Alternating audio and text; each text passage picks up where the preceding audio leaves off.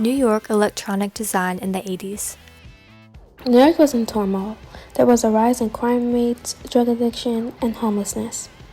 Also, 1980 was the beginning of the AIDS epidemic. Although the city was in chaos, people still found a way to distract themselves from the negatives. Many important clubs started to open at the beginning of the decade. The clubs were hosted by a variety of artists and musicians. These club scenes were fostered to be safe, welcoming environments for experimental artists and marginalized communities. The nightclub scene in the 1980s New York saw numerous venues open to host a variety of mediums and art genres. Everyone from experimental filmmakers to DJs that helped pioneer house music came together to create safe environments for artists and marginalized communities. Electronic albums such as Suicide's Alan Vega and The Modern Rev were used as an escape from the current turmoil encompassing New York. The albums during this time were taking a new turn towards experimentation and dance, while moving away from the once glory and body elements of the previous genre aesthetic. Suicide's usual tense music that was known to shake the listener to their core was replaced with a more subdued sound. This was shown in the album's design with simplistic cover and toned-down colors. The sans serif type was simplified, centered, and placed at the top and bottom of the cover. The electronic albums in the 80s were looking to relate to the public, providing them with an escape from reality. With this exclusion from the real world, the musicians could spread their messages to the listeners, allowing them to be themselves, while giving a voice to those who had been silenced. During the 1980s epidemic, the large presence of the gay community prompted local medical practitioners to take note of and respond to the observance of patterns reported by the elements early on. Widespread fear and panic about the epidemic were combated by the efforts of the community activists and local government policies that were sometimes supportive and at other times damaging or ineffective. The video's album New Traditionalists show a serious side of the genre, taking a political stance and mirroring the movements occurring in New York City society during the time. Singing Take All the Leaders Around the World, put together in a great big ring, televised as the lowest show on earth, and let them fight like hell to see who is king. The album attacks world leaders and their political process, themes that are widely seen decades later. Even the hairstyles the band members choose for the album cover have a special meaning, modeled after the president during the time, Ronald Reagan, and his own hairstyle. The cover mimicked the futuristic aesthetic of the electronic music, using serif at the top of the cover, along with a cool blue color palette. The futuristic aesthetic was a trademark for electronic music and synthesized the sound for most of its time as a popular genre. Over 30 New York City police officers raided Blues, a bar in Manhattan Times Square frequented by Black and Latino men. The following year, activist James Cradle testified at congressional hearings on police misconduct, describing the brutal beatings of Black and Latino gay men and trans people who made up the bar's main clientele. The event shocked LGBT activists into taking action against police violence as a primary concern. The Roxy, or Roxy NYC, was a roller skate ring turned into a nightclub in June 1982. Its hip-hop and dance-oriented music was just as diverse as its Black and Latino audience. The club organizer, Riza Blue, aka Cool Lady, believes that it was the first racially diverse electronic dance club ever, and it became the blueprint for so many important clubs. Their poster for the biggest Saturday dance night ever was straightforward and printed only in black ink. Electronic music in New York was used as a gateway to inclusivity. Sylvester, a homosexual African-American man, used their past, full of discrimination and disapproval, to fuel the topic of their music and album art. The album contains one of the first women and people of color in this genre during the 80s. The woman is front and center, surrounded by bold, bright colors to attract attention and deliver the message loud and clear. The strong, clean graphics illustrate the woman adorned in jewelry, smoking a cigarette. a symbol of power and nonconformity. The top and bottom contain a centered thin sans serif type, a common layout in typical electronic music albums. Limelight was a chain of nightclubs located in London, Chicago, and a few cities along the East Coast. Its New York spot was the most popular and deemed the center of rock and disco. After its grand opening, hosted by Andy Warhol, the club saw DJs like Funkmaster Flash and Londoner Paul Oakenfold, who introduced techno music to New York City. A benefit party for the Archive of Contemporary Music was advertised by a high-contrast poster listing a variety of acts, from DJs to drag queens to rock singers. Its accompanying imagery depicts animated figures with a variety of instruments and forms that visualizes the unique mashup of musicians and performers. Parallel with the multi-genre club Limelight, Talking Heads released an album that combined new wave, dance rock, and psychedelic funk into one cohesive sound. Known as the ideal party album, it was full of powerful dance rhythms perfect for any club scene. They used this album to experiment with the possibilities of surround sound, which became very popular for the time. The colorful album cover mimics the brightness and power of dance music, constantly changing and surprising the listener. Continuing the trend of type in the early 80s, the simple font is centered at the top and bottom of the album cover. The blue circle in the center of the layout symbolizes the spinning record used by many DJs in the popular New York club scene of the time. Crime rates in New York City spiked in the 1980s and early 1990s as the crack epidemic surged. In 1984, there were nearly 5 murders a day. In the following years, things were only getting worse. Today, the murder rate has dropped by 82%, a huge turnaround since the 80s. The city has adopted the best possible crime-fighting methods, and because of their efforts, have made a huge difference to New York's atmosphere. Techno music was on the rise in 1984 New York, much like the famous Detroit techno scene. Bright colors, bold images, futuristic fonts, and image collaging were used in many typical electronic music album covers. The use of dark, black backgrounds was synonymous with futuristic imagery and blocky sans serif type to place the setting in space, typical for the futuristic aesthetic of the genre.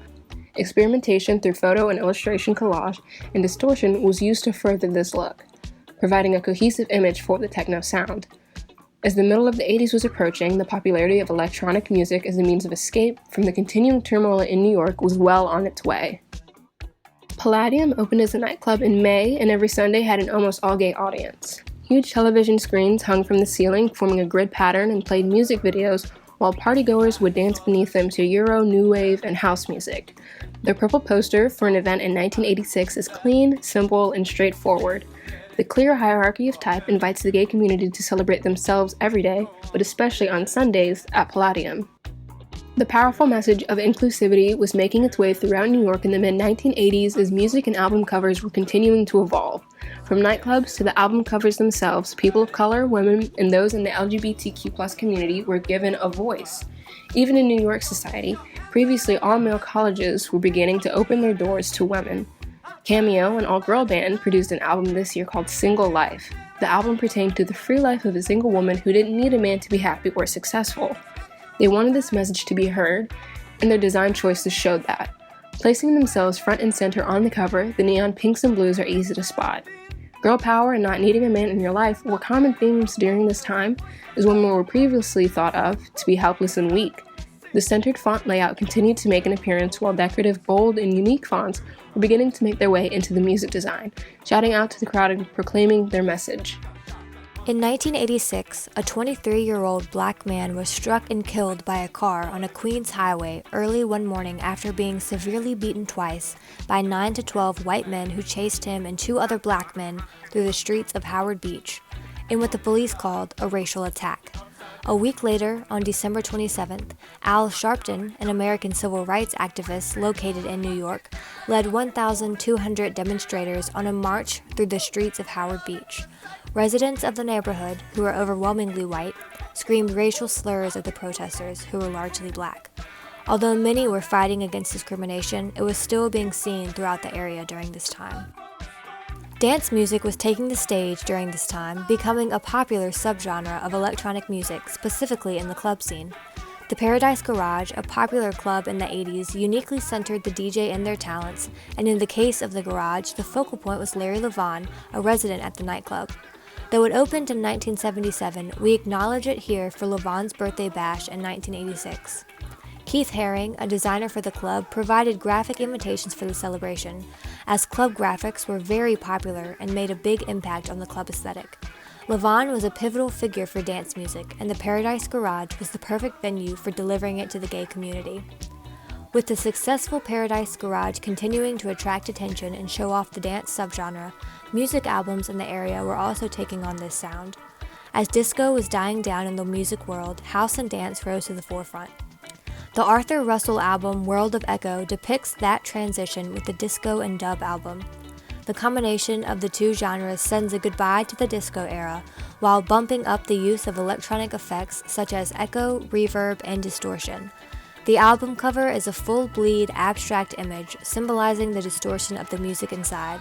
The abstract image makes it hard to predict what the music will sound like, which leaves this new era of electronic sound a surprise for the listener. The text, a spaced-out, justified sans serif, leaves the background image of cool, futuristic blues and greens the main focus of the cover. Typical design choices are still seen here, such as centered text, but there is a clear shift in style and music as the times are changing. This video shows the year 1987 as a year of hope and optimism combined with a can-do attitude, giving the perspective of a calmer, more progressive New York. There was also an increase in music, performance arts, and art museums. The video goes into detail about the progression New York has made over the years leading up to 1987. Throughout the video, you see people gather together, living in the moment. It is like a breath of fresh air compared to the broken earlier years of the decade. Parallel with the introduction of performative art throughout New York, the release of Madonna's album You Can Dance encompassed performance in the music world. A highly performative musician, Madonna exudes power and confidence on this bright red album cover. Placed in the middle of the cover with dark eyes and a powerful stance, Madonna uses this dance album to continue the message of powerful women and inclusivity that has been spreading through New York during this decade. Continuing the theme of centered type, the album contains popular design choices seen on typical electronic albums. As New York and the music genre was changing, the futuristic aesthetic of the genre was beginning to fall behind, as a more modern approach to color and design was making its way to the forefront. This change from a technological color palette of blues and greens to pops of red and decorative fonts mirrors the progressiveness rising in the New York society. As electronic music began to dial down and become less popular in the late 80s, pop music started to make an appearance. Stacey Q's dance pop album Hard Machine showed how pop music was combining with the current genres and would soon take over. This album took on new design elements that had not been commonly seen during that time, such as an off-center layout, mixed fonts, no small line of type at the bottom of the cover, and black and white photography. The previous electronic aesthetic of cool tones or bright colors was turning into a calmer, more modern aesthetic. However, the themes of inclusivity and powerful women, such as Stacey Q on the cover, were still major messages that were strongly developed during the 80s and carried on well into the future. On November 7, 1989, David Dinkins was elected mayor of New York City, defeating three-term incumbent mayor Ed Koch and two others in the Democratic primary, and Republican nominee Ruby Giuliani in the general election. Dinkins was elected in the wake of a corruption scandal that involved several New York City Democratic leaders. Mayor Koch, the presumptive Democratic nominee, was politically damaged by the corruption in his administration and his handling of racial issues, and among the candidates, Dinkins was his greatest challenger. Additionally, the fact that Dinkins is African American helped him avoid criticism that suggested he was ignoring the black vote by campaigning for white citizens. While a large turnout of African American voters was important to his election, Dinkins campaigned throughout the city and took the title as the first African American mayor in New York. The end of the 80s showed a major drop in the popularity of electronic music as new genres were beginning to take over. Many albums, such as Beastie Boys' Paul's Boutique, began to take a minimalistic approach to the design. Times were changing, and so were music and graphic design. The designs were becoming less stereotypical with no text and one full bleed image across the front. The bold, futuristic, bright colors were beginning to fade, along with the genre. However, the message that the genre brought with it remained strong. Electronic music helped build inclusivity for people of color, women, and the LGBTQ+ community through the music and clubs based in New York. Although the music lasted a short period of time, it left a strong message in New York that would remain for decades.